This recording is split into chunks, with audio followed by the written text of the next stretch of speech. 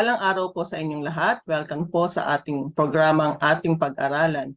Ito po ang unang episode, kaya ipapakilala ko po muna ang ating programa. Ang layunin po ng programang Ating Pag-aralan ay magkaroon ng Bible study sa Tagalog na ang gamit ay ang study guide ng Amazing Facts. Dito po ay tatalakayin at ipapaliwanag ang sagot sa mga katanungan gamit ang salita ng Diyos, ang Biblia. Naisip ko po itong gawin para magkaroon ng platform kung saan pwede makapag-aral ng Bible kahit saang parte ng mundo ang mga Pilipino. Marahil ay meron po tayong kakilala na gustong mag-aral ng Biblia at magkaroon ng malapit na relasyon sa ating Panginoon pero hindi mapuntahan ng isang mangangaral. Maaari po nating ibigay sa kanila ang link ng ating pag-aaral. Hinihikayat ko din po kayong magtanong, mag-comment at magbigay ng dagdag na kaalaman na makakatulong sa ating mga mag-aaral. Maaari din po itong maging daan para mabalikan natin at mapalawak pa ang ating kaalaman sa Bible. Ako po si Lorraine, ako po ang magiging host ng programang ito.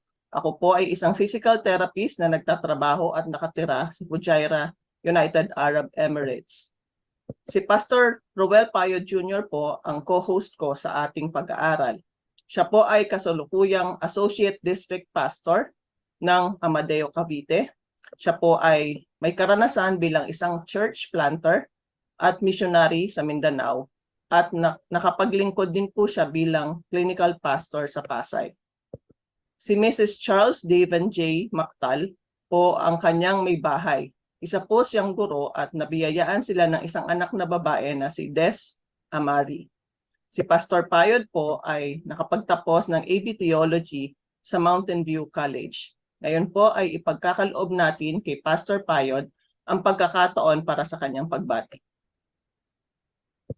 Isang mapagpalang araw po sa inyo lahat, namin pong tagapakinig at sumusubaybay sa programang ating pag-aralan.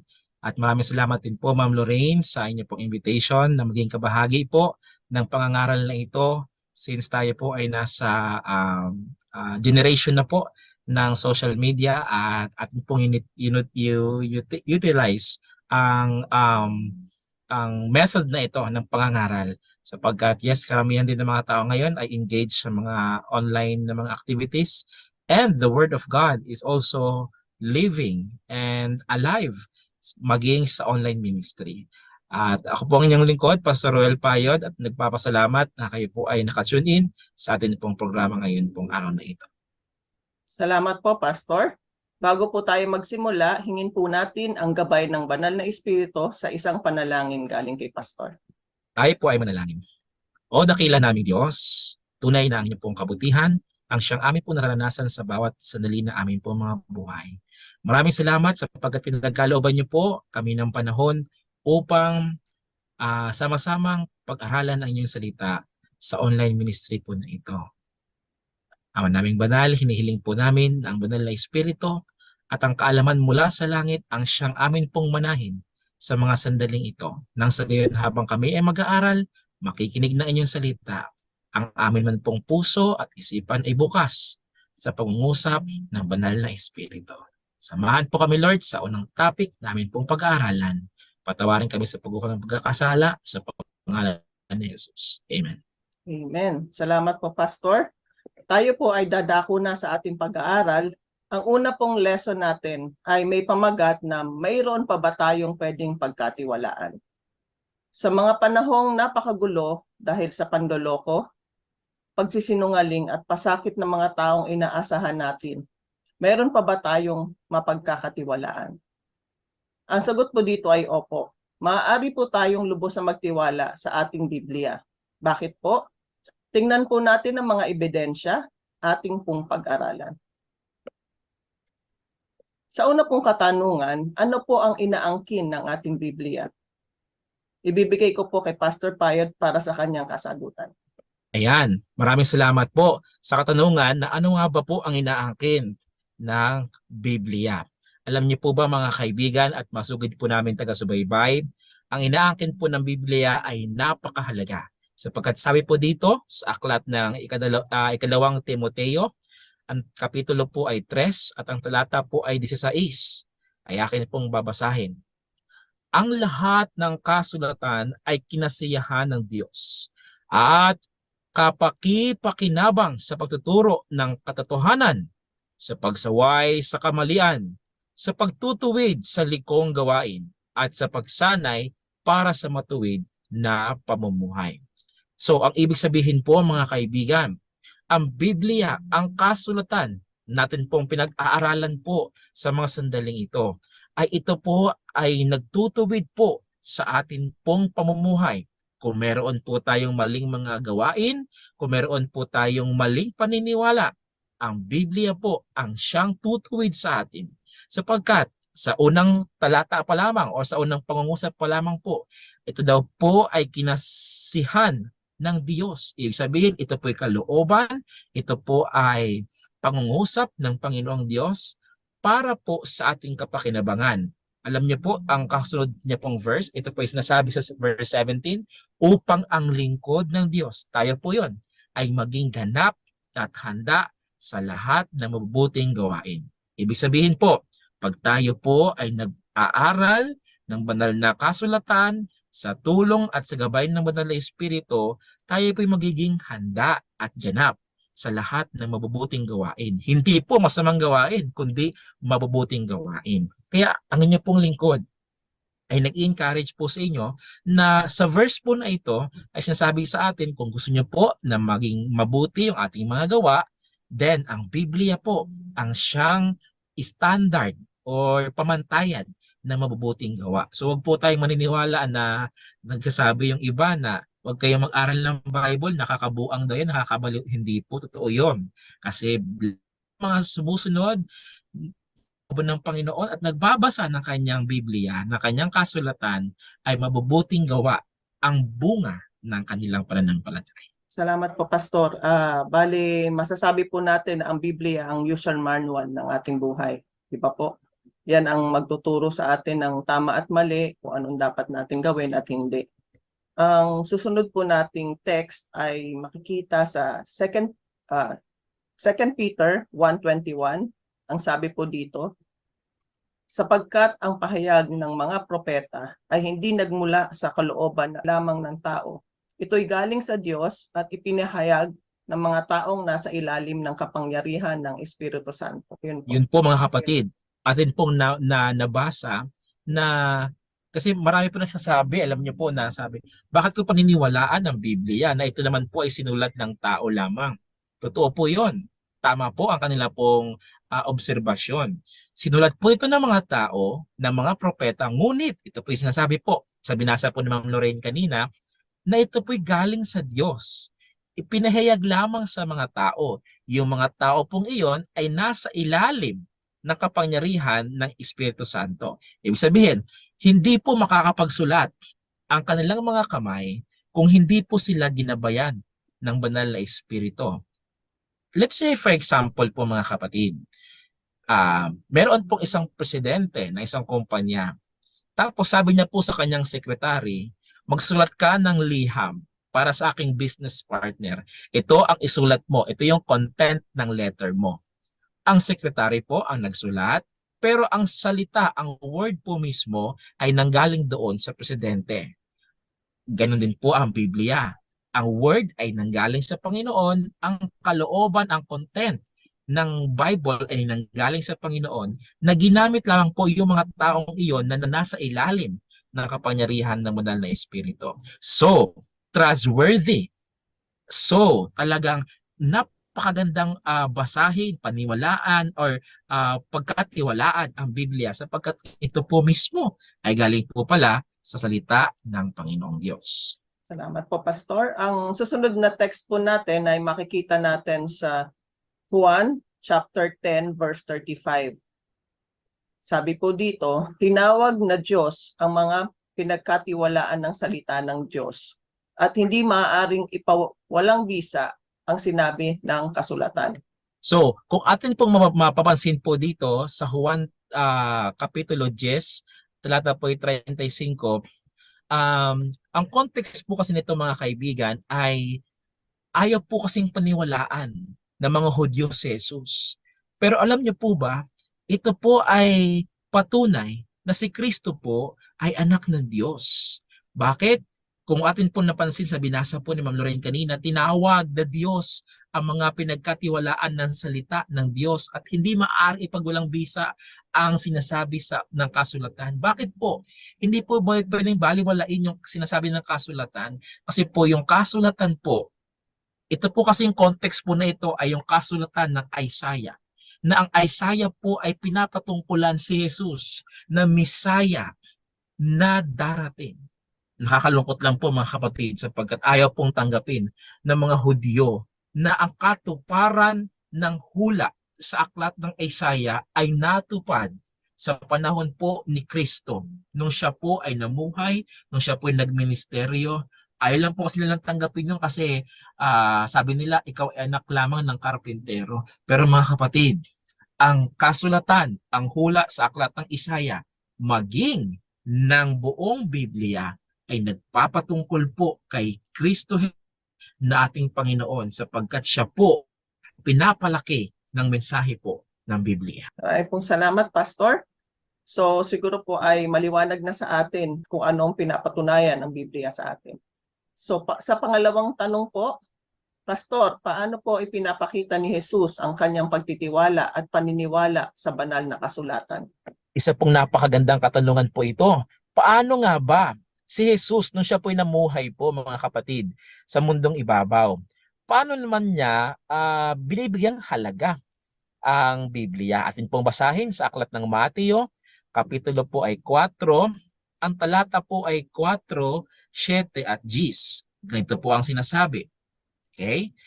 Ngunit sumagot si Jesus, nasusulat, hindi lamang sa tinapay na mabuhay ang tao, kundi sa bawat salitang nagmumula sa bibig ng Diyos. 7.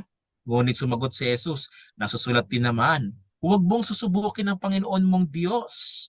At 10. Kaya't sumagot si Jesus, lumayas ka Satanas, sapagkat nasusulat na, ang Panginoon mong Diyos ang dapat mong sambahin at siya lamang ang dapat mong paglingkuran.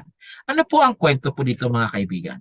Mga kaibigan, ang kwento po dito ay patungkol po nung si Jesus ay tuksuhin ng kaaway doon po sa ilang.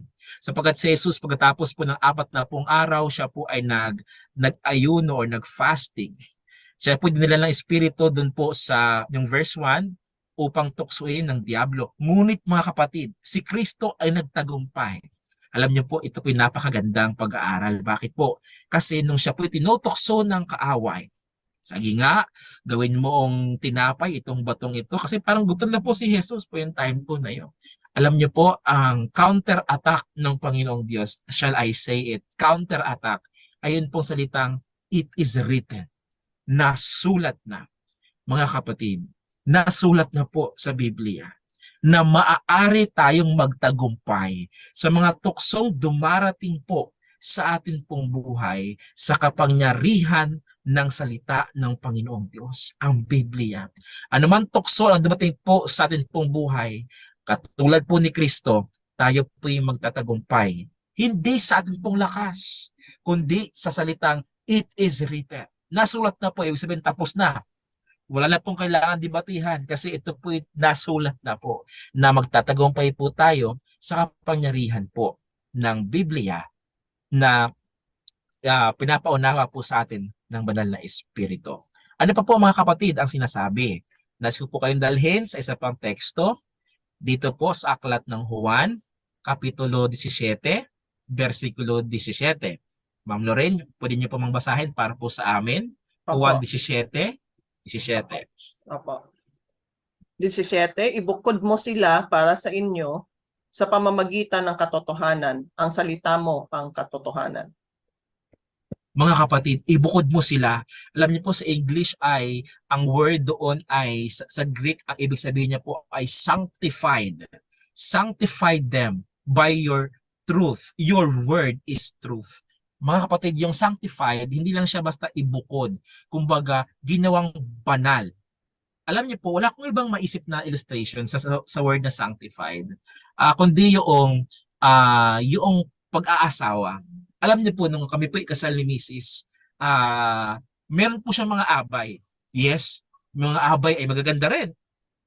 Pero, May bukod tangi doon. Hindi ko pwedeng pakasalan lahat ng mga abay niya, kundi yung misis ko.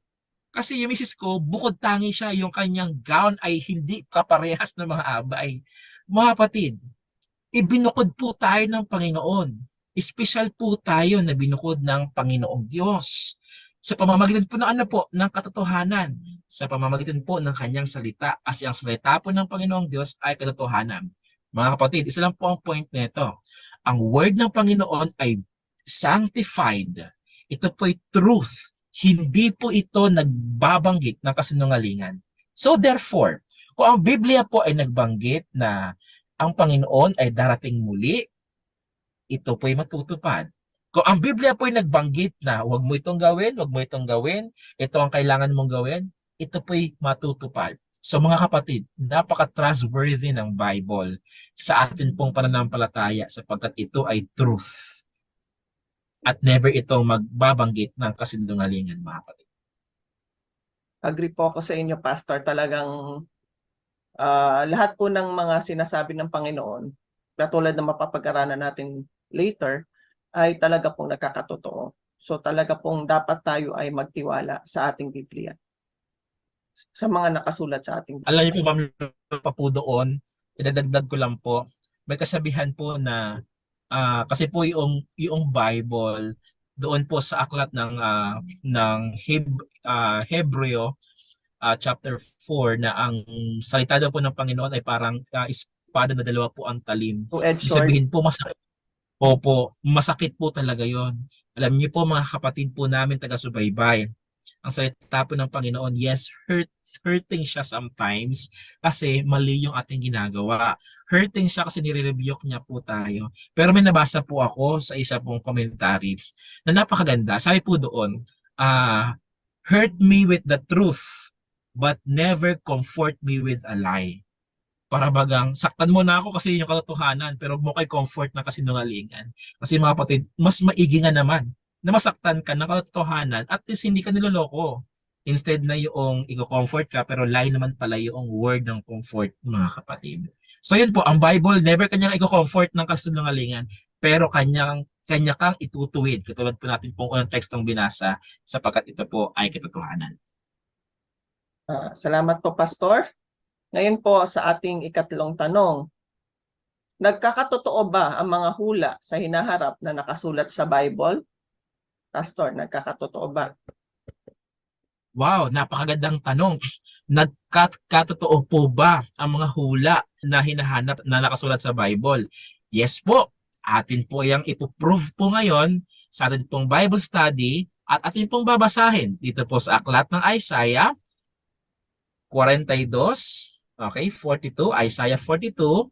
Atin pong babasahin simula sa verse 8. Ganito po ang sinasabi. Isaiah 42 verse 8. Ako si Yahweh, yan ang aking pangalan. Walang makakaangkin ng aking karangalan. Ang papuri sa akin, hindi sa Diyos-Diyosa. Ang mga dating pahayag ko ay natupad na. Mga bagong bagay ay sasabihin ko ngayon, bago pa mangyari ang mga ito. Ano po ang point po ng Panginoon po dito, mga kapatid? Siya po ay nagbanggit ng mga bagay na natupad na po. Sa English po, it came to pass. Talaga nangyari po. Ibig sabihin, the Lord never lie. Kasi po nangyari po ito. At yung pong word na Yahweh, ako si Yahweh, nagpakilala po ang Panginoon na siya po ito ang kanyang pangalan. Ibig sabihin, His name is above all name. He is trustworthy. Now, meron po pong follow-up po verse po nito, mga kapatid, at nais ko po kayong dalhin sa chapter 46 rather, Isaiah chapter 46, ang verse po ay 9 and 10. Atin pong babasahin. Alalahanin ninyo ang mga nakaraang pangyayari. Inyong kilalaning ako lamang ang Diyos, at maliban sa akin ay wala ng iba. Sa simula pa itinakda ko na, at aking ipinihayag kung ano ang magaganap. Sinabi kong tiyak na magaganap ang lahat ng balak ko at gagawin ko ang lahat ng gusto kong gawin. Mga kapatid, wala pong bagay na hindi ninanais ang Panginoon na hindi natupad. Ang point lang po ay natupad po lahat wala pong na-miss ang Panginoong Diyos. Once He prophesied this one, it will came to pass. Now, to give you a context to this, ito pong mga binabasa po ating teksto from the book of Isaiah, ay ito po'y prophecy sa mga ilang lugar. Maaring sila po'y kalaban ng Israel or maaring pong Israel po mismo ang pinapatungkulan po dito. At to take note po, lahat po ng mga prophecy na yun ng Panginoong Diyos ay natupad po sa mga kaharian na yun na gusto ipahayag ng Panginoon na ang kanyang word ay trustworthy at talagang matutupad lahat ng kanyang na-prophesy. So mga kapatid, wala pong propesiya ang Biblia na hindi natupad. Lahat po ito ay natupad mga kapatid. Ano pong babasahin mga kapatid at by the way, napakarami pong mga teksto po dito po sa aklat ng Isaiah. Dito na po tayo at chapter 45 verse 1 to 3. Ito po ang sinasabi mga kapatid.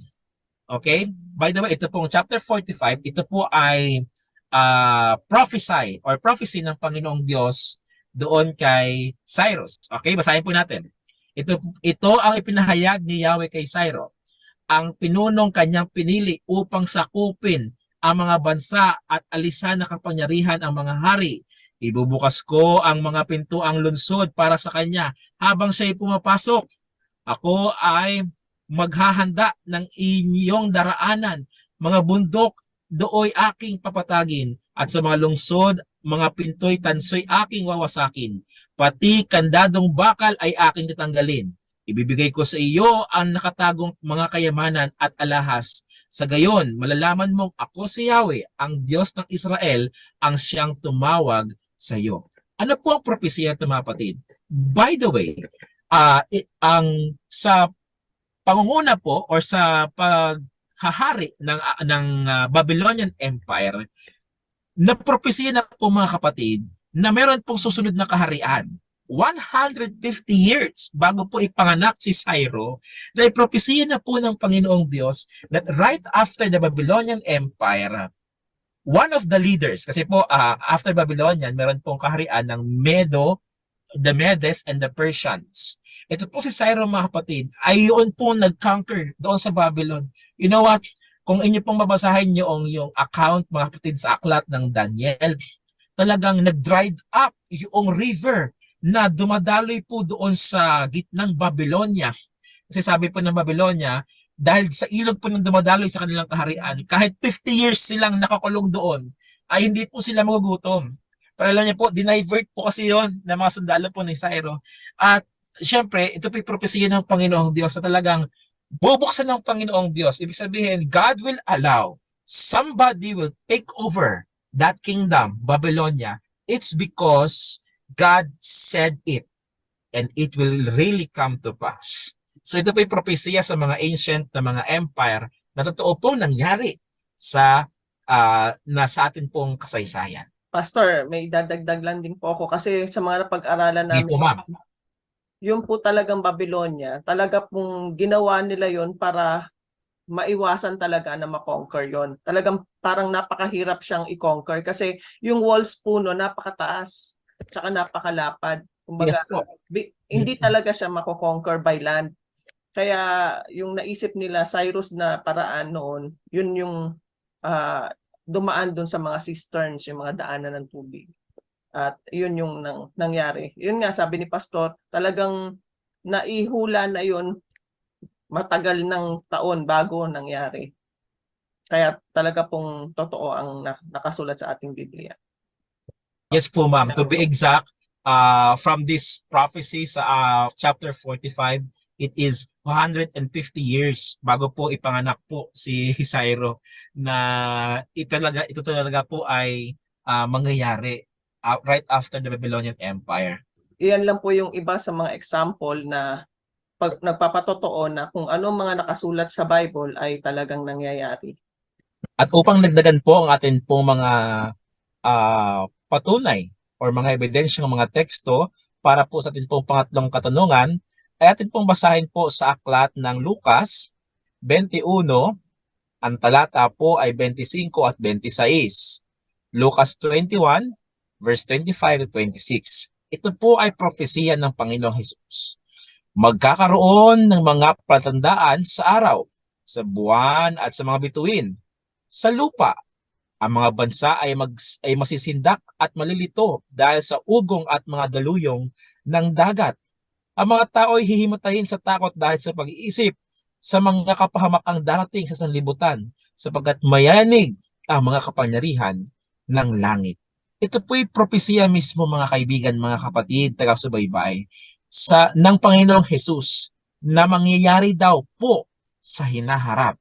Take note, this is a prophecy thousands of years ago, in the time of Jesus Christ himself, roughly 2,000 years ago, mga kapatid.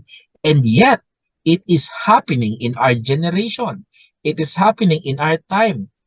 Ibig sabihin, mga kapatid, lahat na nasasaksihan po nating kalamidad, mga pangyayari sa langit at pangyayari sa lupa, mga bagyo, lindol at lahat ng mga naranasan po nating kalamidad, ito po ay sapagkat propesiya ng Panginoong Diyos.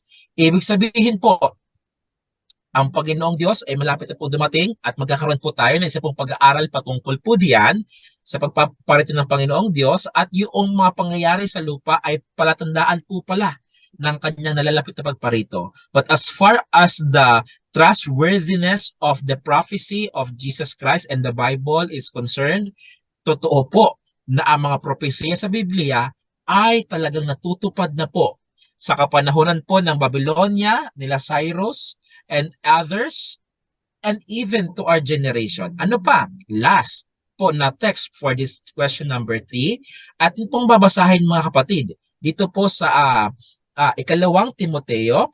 Okay po, ikalawang Timoteo, ang kapitulo po ay 3. Okay po, basahin ang aklat ng ikalawang Timoteo, po ay 3, at versikulo po ay 1 hanggang sa 5. Ito po ang sinasabi sa 2 Timothy chapter 3 verse 1 to 5. Dapat mong malaman na sa mga huling araw, kailan daw po? Sa huling araw ay darating ang mga panahon ng kaguluhan, sapagkat ang mga tao ay magiging maibigin sa sarili, maibigin sa lapi, palalo, mapagmataas, mapagmasamantala, suwail sa mga magulang, walang utang na loob sa kapwa, walang habag, mapamanirang puri, walang pagpipigil sa sarili, marahas at walang pagpapahalaga sa mabuti. Sila ay magiging mga taksil, padalos-dalos, mayayabang, maibigin sa kalayawan, sa halip na maibigin sa Diyos. Sila ay may anyo ng pagiging makadiyos, ngunit hindi naman nakikita ang kapangyarihan nito sa kanilang pamumuhay. Iwasan mo ang mga ganyang uri ng tao.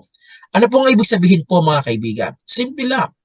Sa atin na pong kapanahunan, at kung ito po hindi po naobserbahan, therefore, nasa huling kapanahunan na po tayo. Bakit? Inyo po ba nabamasdan na po na sa ating pong generation po ngayon ay may mga tao na po na makasarili, maibigin sa salapi, suwail sa mga magulang, mga lapastangan at walang utang na loob.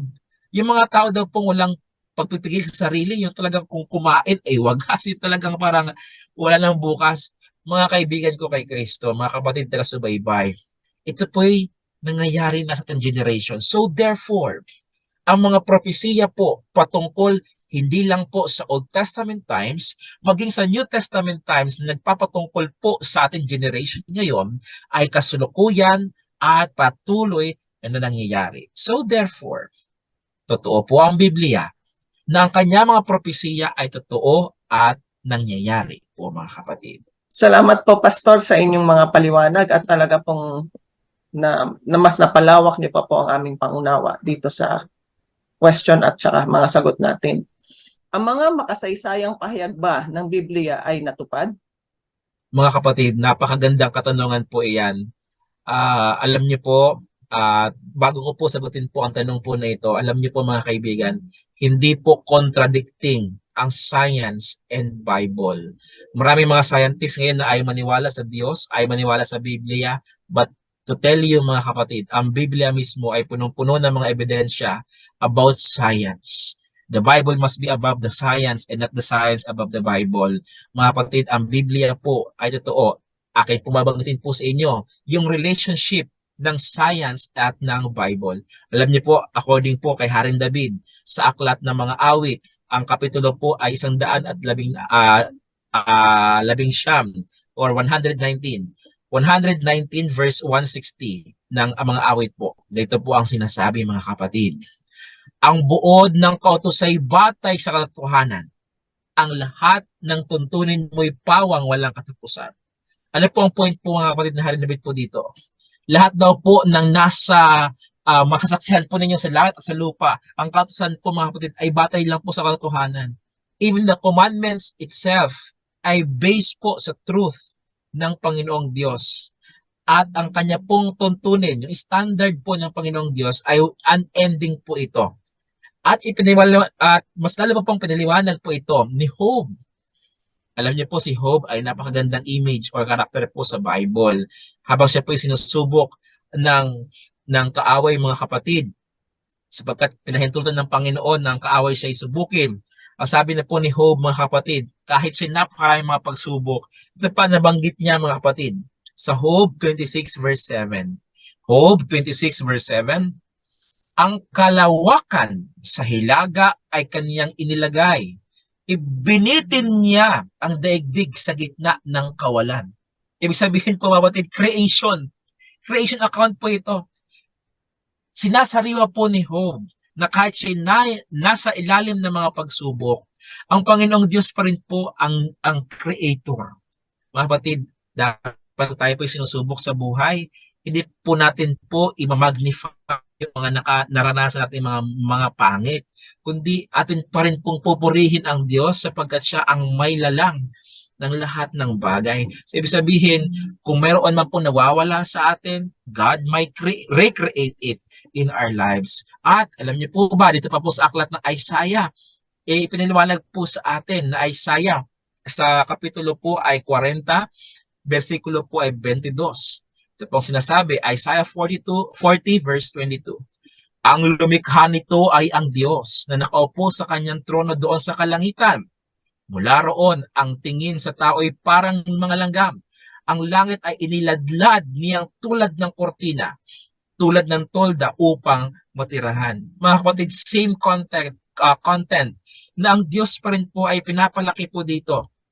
Hindi po contradicting ang science and ang Bible because the science explain that the Lord Himself is our creator. Hindi po tayo na create by accident, mga kapatid. Tayo po ay sinadyang gawin ng Panginoong Diyos by His love. At last, dito po sa Job 28 verse 25, muli pong pinaliwanag po ni Job mga kapatid. Job 28 verse 25. Ang hangin ay kanyang binigyan ng bigat. Ang karagatan itinakda niya ang sukat.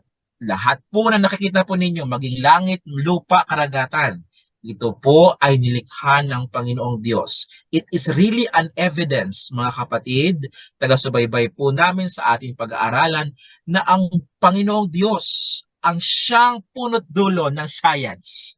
Hindi po kailanman nag-contradict ang science at ang Bible, kundi ang science ay nagsusupport sa Bible na ang Bible ay nagsasabi, our God is our Creator.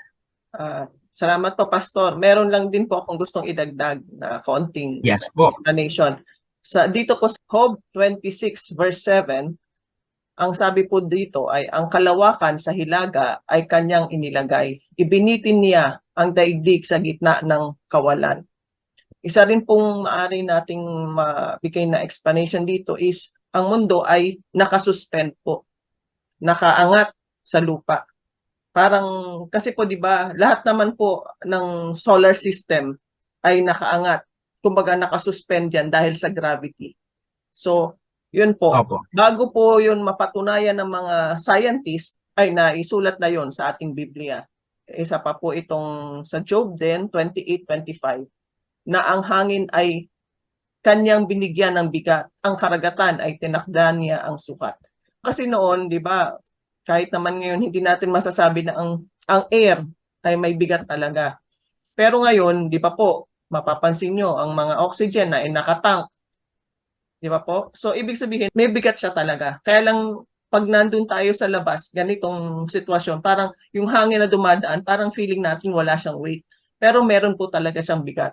At yun yung napatunayan later on sa siyensya. Yun po. Tama po. Tutuloy na po natin sa ating ikalimang tanong.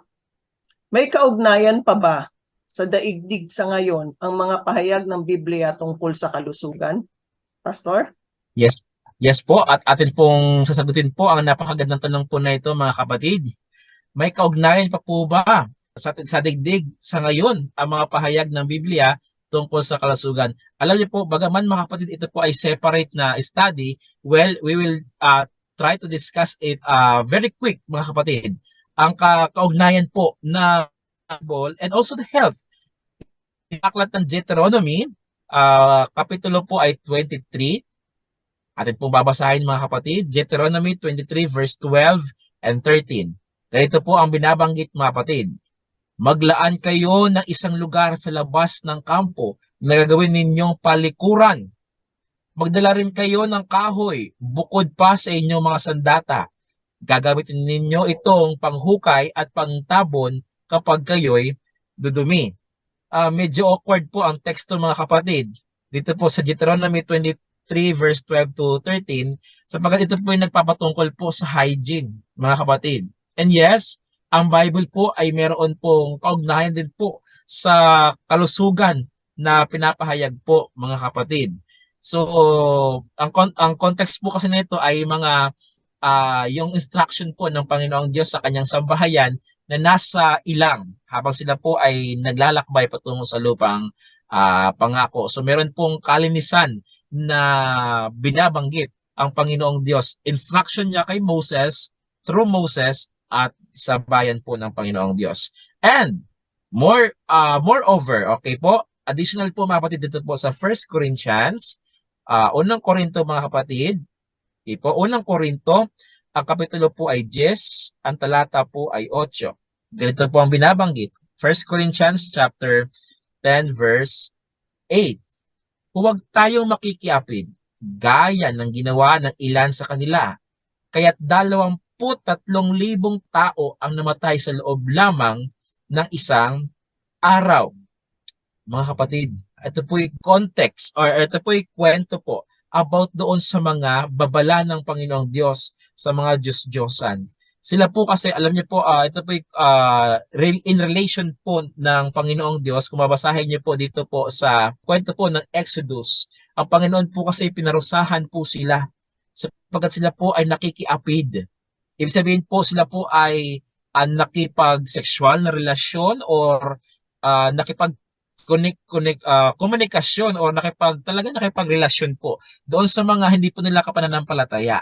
Kaya ang Panginoong Diyos, nung makita po ang kanilang immoralidad, ay talagang pinarusahan po sila ng Panginoong Diyos. And that day, 2,300 po ang namatay, mga kapatid. Kasi po, hindi po sila sumunod sa standard po ng Panginoong Diyos. Dito rin po, sa aklat po ng Proverbs, atin pong babasahin, mga kapatid.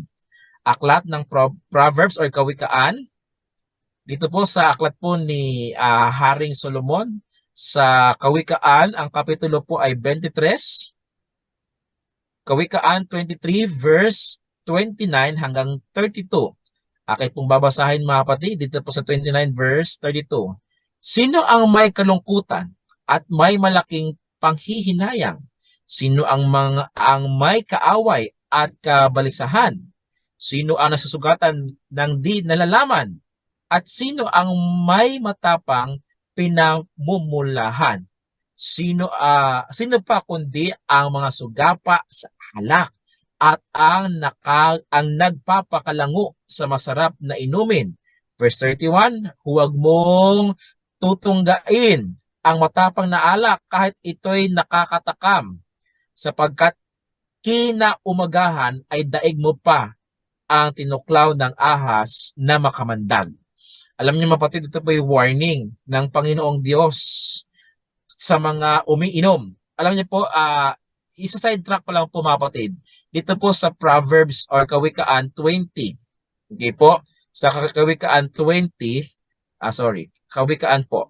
Kawikaan 20 verse 1. Okay po? Ito po sasabi po ni Haring Solomon. Ang alak ay nagpapababa ng dangal sa tao. Kaya isang kamangmangan ang magpapakulong dito. Alam niyo po mga kapatid, sa English ay ang the wine daw is a brawler and whoever take it is not a wise. Nagiging ano daw po, nagiging kamangmangan. Alam niyo po sa itang mangmang, ang kanya pong ibang term ay bobo. Medyo masakit pakinggan mga kapatid, pero totoo po iyon. Marami na po akong kilalang taong nalalasing. Kapag nalalasing, nawawala po yung kanilang dangal. Para nagiging bobo po sila. Sana malataas yung respeto ko, mataas yung respeto natin sa kanila. Pero nung nalasing na, aba, ganun pala mga kapatid, ang epekto ng alak. Kasi po sinisira po ng alak ang ating frontal lobe, yung ating pong decision making na imbis na magandang decision natin, since tayo po ay na-under sa kapangyarihan ng alak, ay hindi na po maganda ang ating po nagagawa, mga kapatid. So, ayun po, ganun po ang relationship ng Bible sa ating pong kalusugan. Na pag hindi po natin sinusunod yung standard ng Bible, our health might be destroyed kung hindi po natin susundin po ang Biblia na siya din pong standard ng ating pong kalusugan. Salamat po, Pastor. May gusto lang din po akong idagdag.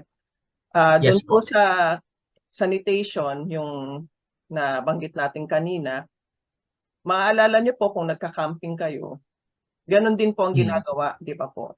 Kunyari, magtatalaga sila ng isang lugar na malayo doon sa camping site, na doon nyo pwedeng gawin yung mga pagbawas o kung ano man yung kailangan yung gawin.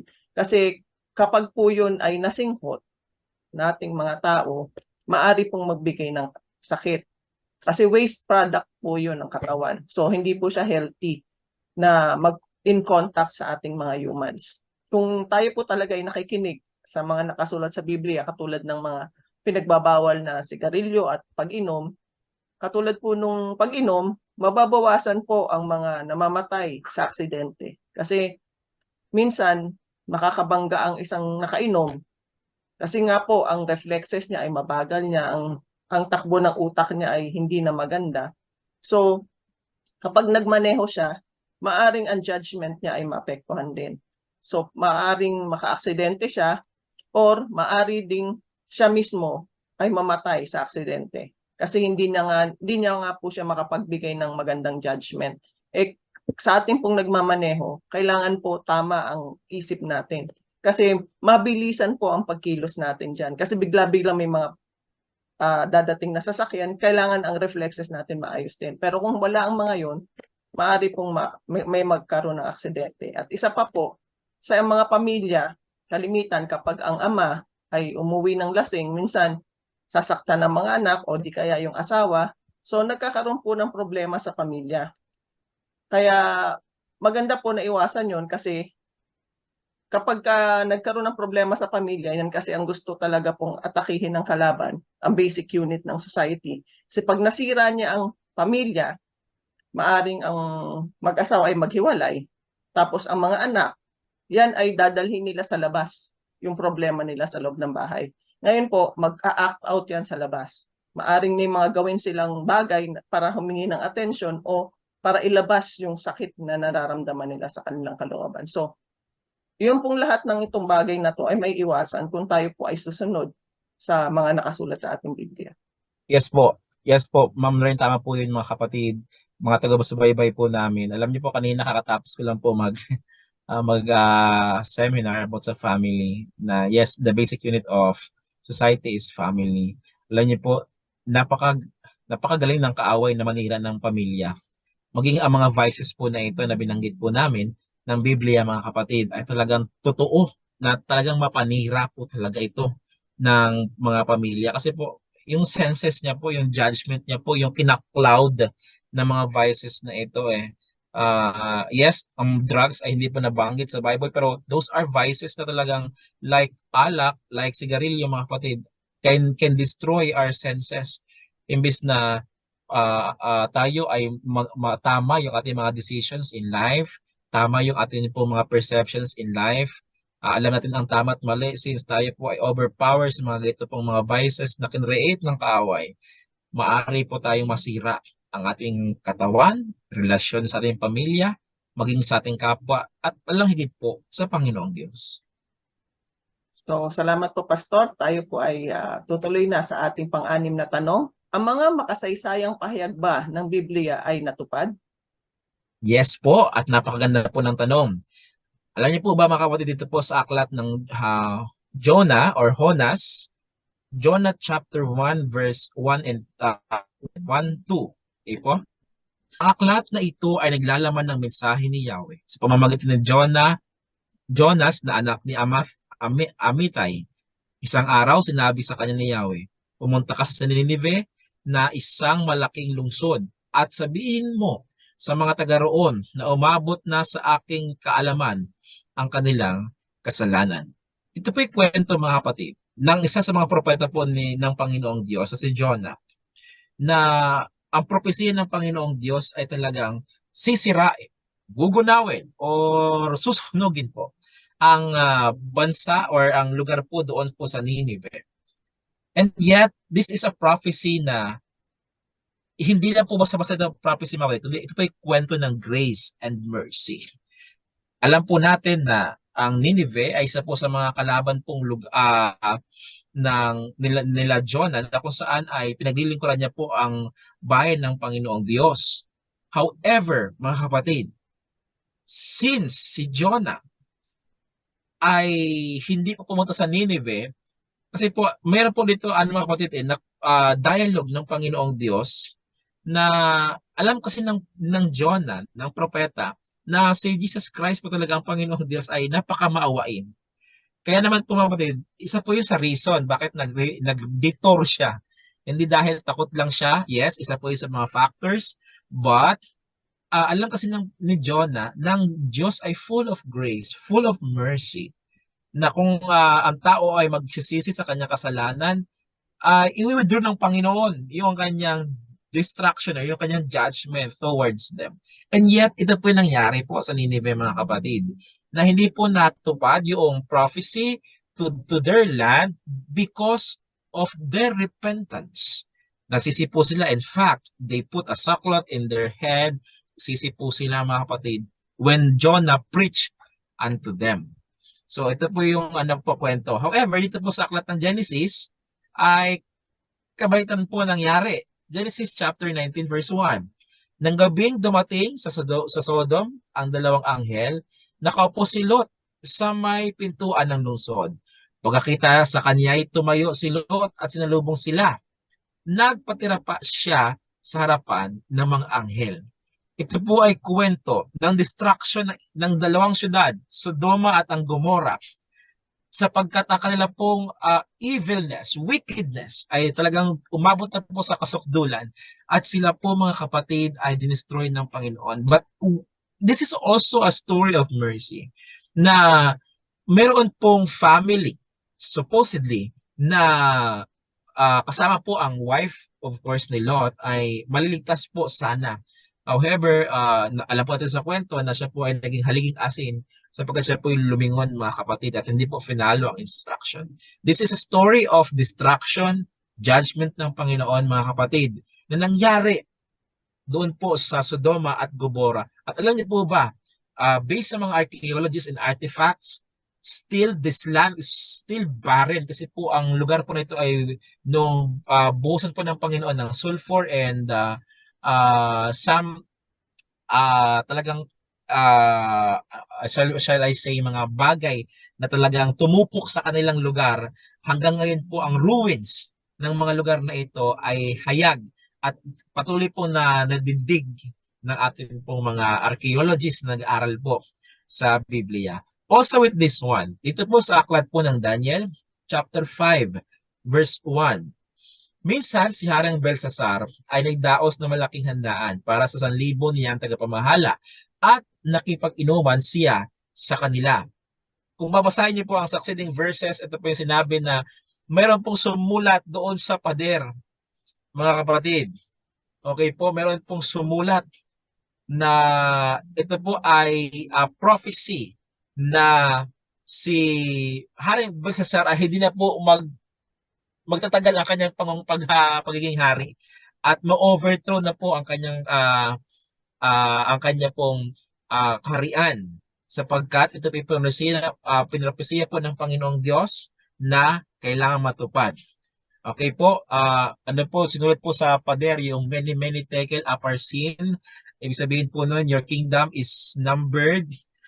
Talagang ikaw ay ipagkakaloob na sa mga Persians at sa mga Medes at mga Persians. So ito po yung prophecy mga kapatid ng Panginoong Diyos sa mga Old Testament times na nangyari po that even their ruins are revealed unto us into our generation. So dito po naman sa teksto natin sa Isaiah 20 verse 1, ang sabi po dito, noong taon na ng Asdod ay salakayin at sakupin ng pinakamataas na general na sinugo ni Haring Sargon ang Assyria.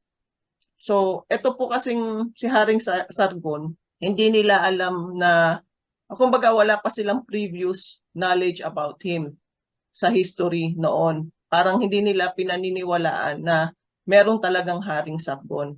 Pero later on, dun po sa mga excavations at saka mga nakita ng mga archaeologists na mga writings sa mga pader ng mga caves, napatunayan po na meron talagang Haring Sargon. Kumbaga, ito po kasing mga to ay merong mga nakadisplay sa mga museum na nakasulat yung mga yan. So yun po yung isa sa mga nagda-doubt ang mga tao before na merong taong ganito na nabanggit sa Bible. Inisip nila hindi siya totoo. Pero later on, napoprove po talaga na meron pong talagang mga ganitong mga nangyari, ganitong tao katulad si King Belshazzar, na meron talagang King Belshazzar. Tapos yung place po na Sodom and Gomorrah, dati hindi rin nila alam na merong ganong place. Nung may mga na-discover silang ruins, nakita nila na ito pala yung lugar ng Sodom and Gomorrah. So, di ba po may text sa Bible, Pastor, na kung tayo po ay hindi gagalaw at i-share ang gospel, kahit ang mga rocks ay magka-cry out para ilabas ang mga ebidensya kung hindi tayo gagawa ng ating pinapagawa sa ating pang-spread ng gospel. Yan po. Yes po, totoo po yun. At nais ko lang pong i-quote Ma'am Lorraine doon po sa isang sabi na isang mga ngaral. If we really need evidence about the Bible, actually the Bible itself is an evidence na totoo po ang word ng Panginoong Diyos. However, marami lang po talagang mga critics ang Biblia na sinasabi, hindi totoo nangyayari, hindi totoo nangyayari. But it doesn't mean na it doesn't mean na hindi ito mangyayari or hindi ito nangyari, hindi na po ito nangyari. Ang point lang po doon ay the evidence might be found. If may search po, and yes, it will come out talaga sa mga sa mga searching minds. Dapat po kasi ang approach pa din sa Biblia, once we study it, mga kaibigan, ay hindi po siya critical.